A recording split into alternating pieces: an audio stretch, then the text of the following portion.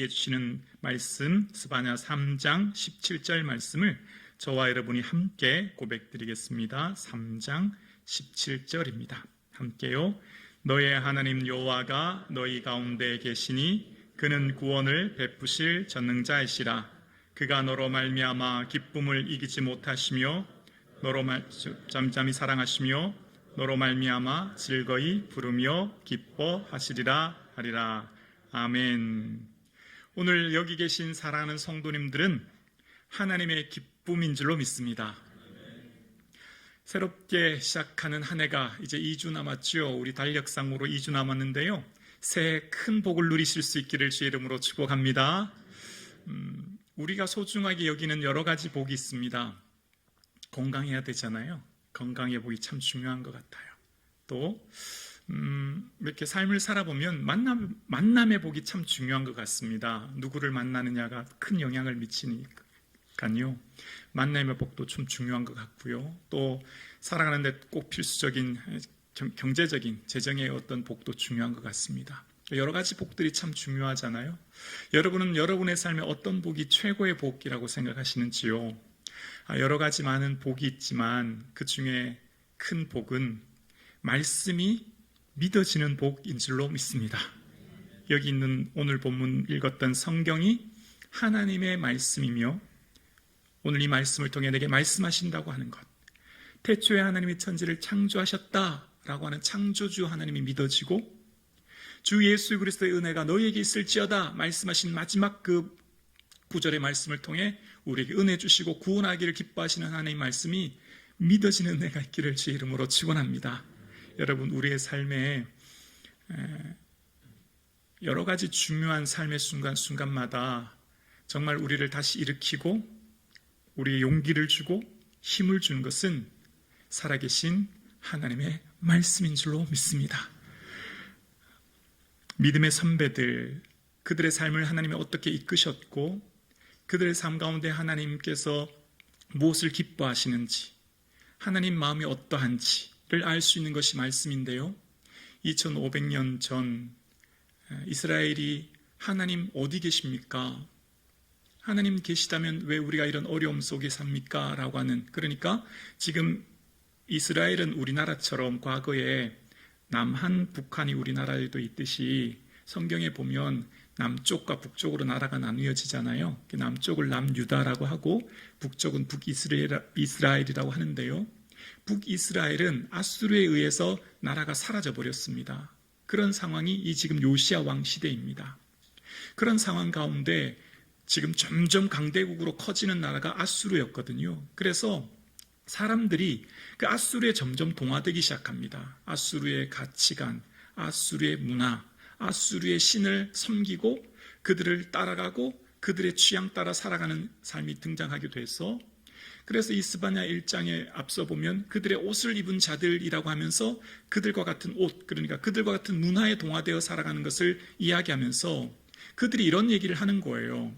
그들이 하나님을 머릿속으로는 알고 있는데 아버지, 할아버지, 그 조상 때로부터 하나님이 계시다고 하는 것을 들었는데 하나님을 실제적으로 믿지는 못하는 겁니다. 왜냐하면 삶 속에 경험되어지지 못하기 때문이에요.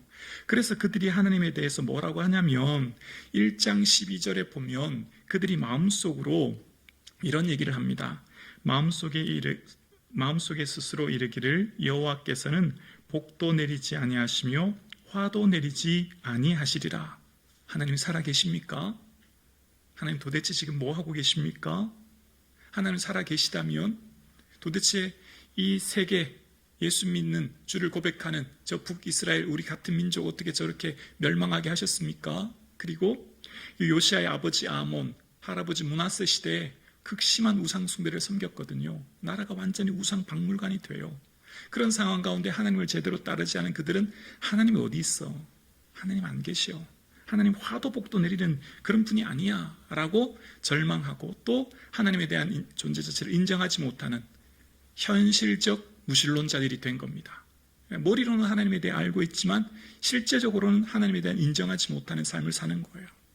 여러분 어떻습니까? 오늘날 예수 믿는 많은 성도님들의 삶이 하나님을 머리로는 알고 있죠. 지식으로는 알고 있죠. 오늘 우리가 함께 읽은 성경을 통해서. 근데 우리의 삶 가운데 하나님이 체험되어지지 않고 하나님 삶 가운데 우리의 고난과 어려움이 여전히 계속될 때 하나님 도대체 어디 계십니까? 하나님 화도 복도 내리지 아니하시는 그런 무능한 하나님 아닙니까? 라고 하는 그 탄식, 그 어려움 가운데 있지는 않으십니까? 그런 상황 가운데 하나님이 아니야 얘들아, 나는 그런 하나님이 아니야 라고 하시면서 하는 말씀이 오늘 3장 17절에 보면 하나님이 이런 말씀을 하세요. 너의 하나님 여호와가 너희 가운데 계시니 그는 구원을 베푸실 전능자이시라. 그가 너로 말미암아 기쁨을 이기지 못하며 너를 잠잠히 사랑하시며 너로 말미암아 즐거이 부르며 기뻐하시리라 하리라. 아멘. 내가 복도화도 내리지 않는다고? 아니야. 나는 너를 얼마나 사랑하고 있는지 몰라. 얘들아, 너는 나의 기쁨이야. 너는 나의 자랑이야. 너는 나의 즐거움이야. 내가 너를 얼마나 사랑하고 있는지 아니? 라고 말씀하십니다. 오늘 예배 드리시는 저와 여러분, 하나님은 하나님의 일을 행하실 때 우리를 통해 주의 일을 행하시기를 기뻐하시고 우리를 통해 하나님의 위대한 역사를 이루십니다. 오늘 예배 드리신 여러분은 하나님의 은혜의 통로인 줄로 믿습니다. 하나님께서 사랑하는 백성들을 통해서, 그러니까 너로 말미암아 기뻐하신다 말씀하셨듯이 하나님께서 사랑하는 자녀들 보면 그 아담 때에 아담이 땅에 엉겅퀴와 가시가 납니다. 그게 어떤 경우였죠? 아담으로 말미암아 범죄함으로 땅에 엉겅퀴와 가시가 나요. 반대로 하나님께서 축복해 주시는 경우가 있습니다. 아브라함에게 이르시되라고 하면서 하시는 말씀인데요. 창세기 12장 3절에 보면 아브라함에게 하나님이 이런 말씀을 하세요. 너를 축복하는 자에게는 내가 복을 내리고 너를 저주하는 자에게는 내가 저주하리니 땅의 모든 족속이 너로 말미암아 복을 얻을 것이라 하신지라. 아멘. 오늘 여러분들이 가는 그 직장은 여러분을 통해 여러분의 그 기업이 복을 받게 될 줄로 믿습니다. 여러분이 살고 있는 그 머무르고 있는 동네는 여러분을 통해 그 동네가 복을 받게 될 줄로 믿습니다. 왜 그렇죠? 하나님의 관심이 나에게 있기 때문입니다. 오늘 사랑하는 성도님, 하나님께서는 우리를 사랑하십니다. 우리의 뭘 사랑하실까요? 우리 존재 자체를 사랑하십니다. 여기 계신 사랑하는 성도님, 여러분의 존재 자체를 주님이 사랑하십니다. 여러분의 자격, 조건, 능력, 아니요. 능력이 없어도, 지식이 없어도, 소유가 없어도 무조건 내 존재 자체를 주님은 사랑하고 계신 줄로 믿습니다. 그래서 우리의 삶 가운데 이 시간 우리의 삶의 말씀을 깊이 묵상하면 우리를 자유하게 합니다. 말씀은 우리를 자유하게 하는 거예요. 말씀은 우리를 얽매이고 짐이 되고 힘들게 하는 것이 아니죠. 여러분, 우리가 비록 주님 앞에 나올 때 예물을 많이 못 드린다 할지라도, 봉사를 많이 못한다 할지라도, 내 삶에 뭔가 하나님 앞에 애를 써서 헌신하지 못한다 할지라도 여러분의 존재 자체는 주님의 기쁨이에요. 이미 이 자리에 나와 계신 여러분 한 분 한 분은 하나님의 소중한 하나님의 자녀인 줄로 믿습니다. 그래서 내 존재 자체는 하나님의 기쁨이 되는 것이죠. 그래서 우리의 삶 가운데 여러분, 오늘 함께 혹 예배 드리시는 사랑하는 성도님들 중에, 혹 처음 신앙생활하는 성도님들 중에 내가 뭔가를 교회에 오면 뭔가 드려야 되고 해야 된다, 그런 거 아닙니다. 교회에서 내가 뭔가 짐지고 부담되는 것이 교회가 아니에요. 얼마 전에 세 가족분이 안 나오셔서 신방을 갔더니 이렇게 뭔가 교회는 뭐 헌금을 드려야 되고 뭐 이런 부담감을 갖고 계시더라고요. 교회는 결코 그런 것이 아니지요. 여러분 한 분 한 분을 하나님이 사랑하시고 여러분 존재 자체가 주님의 기쁨이에요. 여러분이 뭘 해서 드려서 애써서가 아니고요. 여러분 있는 그 자체가 주님의 기쁨이에요. 오늘 2부 예배 나오신 여러분 이 자리에 계신 것이 주님의 기쁨인 줄로 믿습니다. 여러분의 살아가는 삶의 자리에 그 순간 자체가 주님의 모든 기쁨이 되는 거예요. 왜일까요? 왜죠? 하나님의 자녀이기 때문이에요. 14절에 보면 시온에 따라 노래할지어다, 이스라엘아 기쁘게 부를지어다, 예루살렘 따라 진심으로 기뻐하며 즐거워할지어다라고 14절에 이야기합니다. 시온의 딸, 예루살렘의 딸이라고 이야기하면서 우리를 하나님의 자녀로 부르고 계십니다. 하나님께서 친히 아버지가 되어주셔서 우리를 자녀 삼아주셔서 우리를 기뻐하신다는 거예요. 자녀는 존재 자체가 기쁨 아닙니까? 자녀는 그 있는 것 자체가 기쁨이지요. 그러면서 얘들아 두려워하지 마. 내 손을 늘어뜨리지 마. 절망하지 마. 내가 지금 만난 현실이 어떻든지, 내가 만난 문제가 무엇이든지 손을 늘어뜨리지 마라 라고 16절에 이렇게 말합니다. 16절에 그날에 사람이 예루살렘에 이르기를 두려워하지 말라. 시온아 내 손을 늘어뜨리지 말라. 내 상황과 조건이 어떠하든지 현실의 삶이 아무리 어렵고 힘들어도 절망하지 마라. 두려워하지 마라. 주님이 말씀하고 계세요. 여러분, 오늘 함께 예배드리시는 사랑하는 성도님들의 삶의 현실의 삶, 여러분의 삶 가운데 있는 그 어떤 고난과 문제 가운데 낙심하지 않기를, 절망하지 않기를 주 이름으로 축원합니다. 절망은 뭐죠? 절대 망하지 않는다. 하나님이 여러분 붙들고 계세요. 절대 망할 수 있는 존재가 아니에요. 희망은 뭐죠? 희한한데 망하지 않는 거예요. 여러분 결코 그 실패, 그 실수, 그 어려움 때문에 여러분 넘어지지 않아요. 그가 넘어지나 아주 엎드러지지 아니함은 여호와께서 그의 손으로 붙드심이라. 넘어질 수도 있고요, 실패할 수도 있고요, 쓰러질 수도 있어요. 예수 믿는 우리에게도 고난이 찾아와요. 문제가 있어요. 네, 맞습니다. 우리로 때로는 넘어지고 실패하고 실수할 수도 있지만 아주 엎드러지지 아니함은 누가 세우죠? 여호와께서 그의 손으로 붙드심이라. 성경에 나타나는 손은요, 주로 오른손은 능력, 권능을 말하거든요.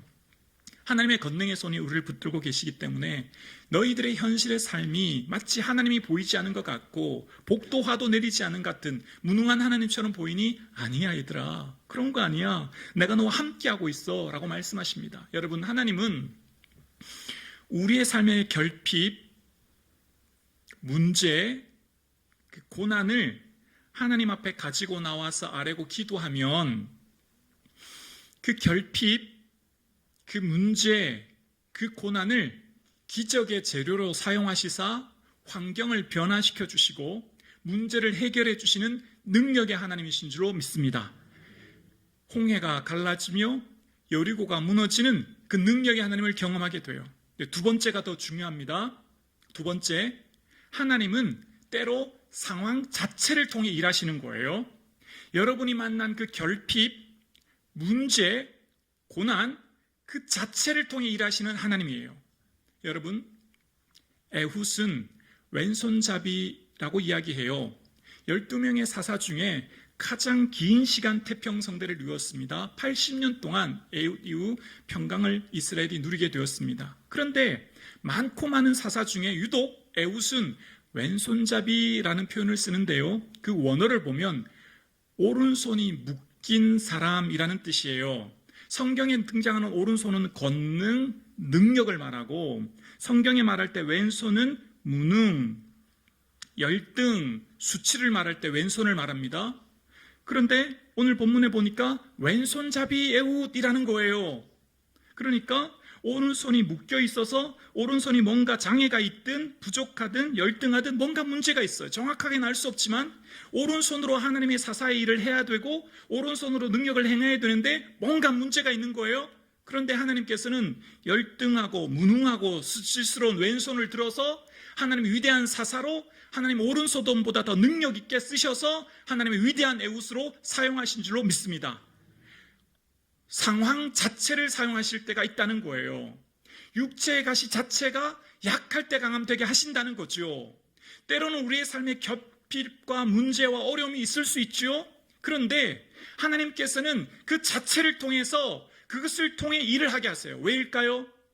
너는 무능하고 무지하지만 내가 다 한다. 너는 내가 하는 것을 보게 될 거야. 하나님이 하신 것을 경험하게 되지요. 오른손이 묶여서 오른손이 장애가 있든 문제가 있든 오른손이 사용할 수 없는 에훗, 하나님 저 오른손이 이런 어려움이 있어서 주의 일을 할 수 없는데요, 걱정하지 마라. 내가 내 왼손을 오른손처럼 사용하게 해줄 거야. 내가 남들이 볼 때 비록 무능하고 열등하고 부족한 것 같은 그 오른손의 힘을 왼손에 부어넣어 줄게. 너 왼손으로 모아방 에글론을 쳐 무찌르게 해줄 거야. 여러분이 만난 그 결핍, 문제, 고난 자체를 통하여서도 하나님의 위대한 역사를 이루실 줄로 우리는 믿습니다. 비록 내 삶에 어려움과 고난이 있지만 그것을 통하여서 일하셔서 누가 일하셨다고요? 하나님 다 하셨습니다. 하나님 살아계십니다. 하나님 오늘도 우리와 함께 하십니다. 그래서 하나님의 삶 가운데 역사하시는 그 하나님은 하나님께서 하고 계심을 우리에게 말씀하고 계시죠. 그러면서 하나님은 오늘 본문에 아주 파격적인 말씀을 하고 계세요. 오늘 본문을 들었던 유대 민족들은 깜짝 놀랐을 거예요. 왜 그러냐면 오늘 본문 3장 17절에 하나님 당신 자신을 3장 17절에 이렇게 말씀하세요. 너의 하나님 여호와가 17절입니다. 3장 17절입니다. 너의 하나님 여호와가 너희 가운데 계시니. 하나님이 너희 가운데 계시니라는 말은요, 우리가 들었을 땐 그냥 아멘 하고 별 대수롭지 않게 넘길 수 있는 말씀이지만 이때 당시 구약 시대의 이스라엘 백성들은요, 하나님은 거룩하신 하나님, 감히 하나님을 뵙는 것은 무척 어려운 일이에요. 왜냐하면 하나님을 뵙는 사람들은 대제사장이 홀로 1년 1차 한 번 지성소에 들어간다라고 히브리서 9장에 말씀했듯이 하나님을 뵙는 사람은 대제사장 혹은 하나님 지명한 모세와 같은 사람을 부르시고 만나셔서 하나님 말씀을 전하고 그들이 대언했습니다. 하나님을 아무 데서나 만난 것이 아니에요. 성소 중에서도 더 거룩한 지성소, 그 언약궤 앞에서 속죄소는 내가 너와 만날 곳이며 라고 출애굽기 30장에 말하고 있죠. 가장 거룩한 곳에서, 그것도 누가요? 대제사장만. 그러니까 하나님은 아무나 만날 수 있는 것이 아니고 아무 곳에서나 만날 수 있는 하나님이 아닌데, 그 거룩하신 하나님, 그 어미하신 하나님을, 그 하나님이 내가 너희 가운데 있을 거야, 나는 더 이상 너희들의 삶에 멀리 있는, 너희들이 감히 다가올 수 없는 그런 무섭고 두려운 하나님이 아니라 너희 삶 가운데 너와 함께 할 거야 라고 하시면서 너희 가운데 계신 구원을 베푸실 전능자다 말씀하십니다. 오늘 함께 예배드리시는 사랑하는 성도님, 예수님께서는 예수님의 이름을 다른 말로 우리에게 이렇게 말씀하셨죠. 임마누엘, 번역한즉 하나님이 우리와 함께 계시다. 예수님께서 육신의 몸을 입고 이 땅에 오신 이유는 우리와 함께 하기를 기뻐하시고 우리와 함께 하기 위해 이 땅에 직접 오셨죠. 그리고 우리와 동행하시는 거예요. 그래서 오늘 예배드리시는 저와 여러분의 삶에 하나님은 더 이상 멀리 계신 하나님, 우리가 감히 범접할 수 없는 그런 하나님이 아니라 내주 역사하시고 나와 동행하시고 나와 함께 하시는 하나님이에요. 그 하나님께서 여러분의 삶에 어떤 은혜를 주시냐면 3장 17절에 다시 볼게요. 3장 17절이요. 너의 하나님 여호와가 너의 가운데 계시니 그는, 하나님은 어떤 분이죠? 구원을 베푸실 전능자시라. 아멘. 신구약 성경을 압축하면 한마디로 구원의 이야기입니다. 구원이 핵심이에요. 오늘 우리의 감사의 첫 번째는 날 구원하신 예수 그리스도의 은혜를 기뻐하는 이 아침 되기를 주님의 이름으로 축원합니다. 흉년이라고 하는 야곱 가정의 위기를 구원하기 위해 요셉을 애굽으로 보내셨고, 애굽의 압제에서 이스라엘 민족을 위기에서 구원하시려고 모세를 보내셨고, 이방 나라들의 위협 속에서 전 국가적인 위기 상황을 구원하시려고 사사를 보내셨고, 하나님은 언제나 그 민족을 위기와 어려움 가운데서 구원하기 위해 하나님의 사람을 보내셨다는 것이 구약의 이야기죠. 그러면서 신약에서는 저주, 사망, 고통, 지옥에서 영원히 겪어야 살아야 될 우리를 위해 예수 그리스도께서 친히 이 땅에 오신 거예요. 그리고 예수 그리스도께서 이 땅에 오셔서 영원한 저주와 지옥과 고통에서 살아야 될 우리를, 흑암의 건세에서 영원한 고통을 보내야 될 우리를, 여러분 지옥이란 말은 우리가 상상을 못할 거예요. 이 땅에서 대처될 수 있는, 경험할 수 있는 게 없거든요. 그곳에서 어떻게 해요? 구원하셔서, 예수 그리스도 십자가 보혈로 구원하셔서 영원한 하나님 나라로 이끄신 그 구원의 은혜가 가장 복되고 귀하고 감사한 줄로 믿습니다. 천국과 지옥을 믿는 이 아침 되기를 주의 이름으로 축원합니다. 천국이 믿어져야 감사가 회복되는 거예요. 나를 구원하신 예수 그리스도의 그 천국은 우리의 삶 가운데 영원한 지옥에서 건져주신 그 구원의 감격이 회복되는 이 아침 되기를 주님의 이름으로 축원합니다. 아멘이십니까? 구원이 핵심이에요. 오늘 하나님께서 우리에게 말씀하시기를, 얘들아 나는 너희에게 구원을 베푸실 하나님이야 라고 말씀하시는 거예요. 성경에 말씀하는 핵심 내용은 구원입니다. 그래서 그 구원의 은혜를 경험하고 구원의 은혜에 감사하고 영원토록 주와 함께 즐거워하며 살 수 있도록 우리에게 은혜를 베푸시는 것이 하나님의 은혜예요. 대림절 셋째 주일입니다. 우리가 예수님의 오심을 기억하며 감사하며 다시 오실 예수님 맞이를 준비하며 오늘 우리는 예배드립니다. 예배를 드리는 저와 여러분의 삶에 얼굴과 얼굴을 대면하여 다시 만날 예수님 설레이고 기대되고 준비되는 저와 여러분 되기를 주의 이름으로 축원합니다. 아멘이시죠? 우리의 평생의 소원, 기도 제목은 다시 오실 주님을 기다리고 그 나라를 꿈꾸고 바라보는 거죠. 그럼 어떻게 되죠? 어떤 고난, 심지어 죽음까지도 넉넉히 이기는 믿음을 우리에게 주실 줄로 믿습니다. 오늘 우리의 삶 가운데 하나님께서 주시는 은혜는 하나님의 말씀이 믿어지는 거예요. 여러분, 우리의 삶에 모든 것이 일시적이죠. 심지어 기적의 은혜도 일시적입니다. 여러분 아시는 것처럼 홍해가 갈라졌습니다. 엄청난 기적 아닙니까? 바다가 갈라졌는데 그 바다를 마른 땅으로 건넜으니 정말 하나님 위대하십니다. 말과 그 탄자를 바다에 빠뜨리신 하나님을 찬양합니다. 며칠 만에 불평했죠? 3일이요. 3일 만에 쓴물 때문에 불평하지 않습니까? 기적은 일시적이라는 거죠. 여러분, 우리의 삶 가운데 죽은 자가 살아나지요. 놀라운 기적입니다. 그러나 그 죽은 자는 영원히 살지 않지요. 또다시 죽게 되지 않습니까? 우리의 삶 가운데 하나님의 말씀이 영원하지요. 그래서 오늘 이 스바냐 선지자를 통해서 하나님께서는 유다 민족에 있는 문제를 당장 해결하거나 현실적인 문제를 바꾸시기 전에 먼저 하신 것이 말씀입니다. 먼저 이스라엘 백성들에게 주신 것이 말씀이에요. 그래서 여호와께서 이르시되로 시작된 스바냐 1장 2절은 오늘 본문 1장 20절 말씀 봉독해 드리겠습니다.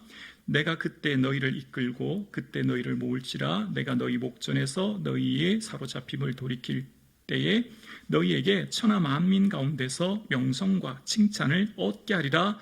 여호와의 말이니라. 얘들아, 너희들의 삶에 지금 어려움과 고난 가운데 있지만 걱정하지 마라. 내가 천하 만민 가운데 너희들의 이름을 훌륭하게 높일 거야 라고 하시면서 마지막에 여호와의 뭐라고요? 말이니라. 자, 여러분, 세상의 모든 것은 일시적이죠. 다 변하죠. 다 사라질 것입니다. 그런데 영원히 변치 않은 것 한 가지가 바로 하나님의 말씀인 줄로 믿습니다. 여러분, 스바냐는 지금 어느 왕 시대에 활동하고 있냐면 요시야 왕 시대에 활동하고 있는 선지자입니다. 여러분 그거 아시죠?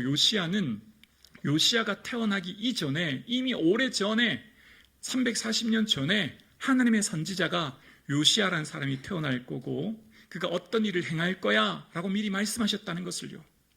북이스라엘의 첫 번째 왕이 여로보암 왕인데요. 그 여로보암 왕 시대에 하나님의 사람이 예언하는 내용이 열왕기상 13장 2절에 나오는데요. 하나님의 사람이 이런 예언을 하십니다.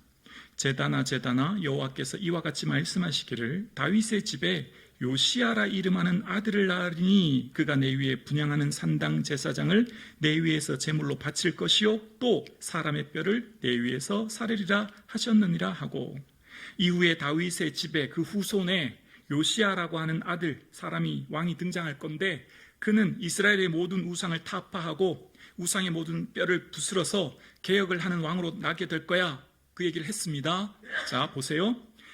하나님의 사람이 예언했는데요. 그 예언한 하나님의 사람도 임종을 맞이해 죽습니다. 그리고 하나님의 사람이 예언했던 나라는 북이스라엘이라고 하는 국가입니다. 그 국가도 아수르에 의해서 사라집니다. 그리고 난 뒤 아하스, 히스기야, 므낫세, 아몬 다음에 태어난 왕이 요시야입니다. 대략 예언 후 340년이 지난 거예요. 우리나라로 표현으로 쉽게 하면 영조시대에 어떤 사람이 예언한 것이 오늘 이 땅 대한민국에서 이루어졌다, 이렇게 생각하시는 게 쉽지요. 그러면서 열왕기하 23장 16절만 볼까요? 열왕기하 23장 16절만 볼까요? 요시야가 몸을 돌이켜 산에 있는 무덤들을 보고 보내어 그 무덤에서 해골을 가져다가 제단 위에 불살라 그 제단을 더럽게 하니라. 이 일을 하나님의 사람이 전하였더니 그 전에 여호와의 말씀대로 되었더라. 요시야가 하나님의 사람이 예언한 대로 무덤의 해골을 불사르는 일들을 하게 했고 그 일을 여호와의 말씀대로 되었다라고 기록하고 있어요. 하나님의 말씀은 반드시 성취되는 줄로 믿습니다. 오늘 우리가 붙들어야 될 것은 살아계신 하나님의 말씀인 줄로 믿습니다. 그래서 오늘 우리는 2025년 새로운 한 해를 바라보면서 우리의 삶 가운데 붙들어야 될 것, 바로 영원히 변치 않은 살아계신 하나님의 말씀인 줄로 믿습니다. 그 말씀이 여러분을 견고하게 세울 것이며 그 말씀이 여러분을 붙들 것이며 그 말씀이 여러분을 이끌 것입니다. 그리고 하나님께서 하신 말씀은 반드시 이루어질 줄로 믿습니다. 그래서 우리는 기도합니다. 그래서 우리는 주 앞에 엎드립니다. 그래서 우리는 주의 도움을 구합니다. 그 살아계신 하나님이 우리의 삶에 함께하고 계심을 믿고 나아가는 저와 여러분 되기를 주님의 이름으로 축원합니다.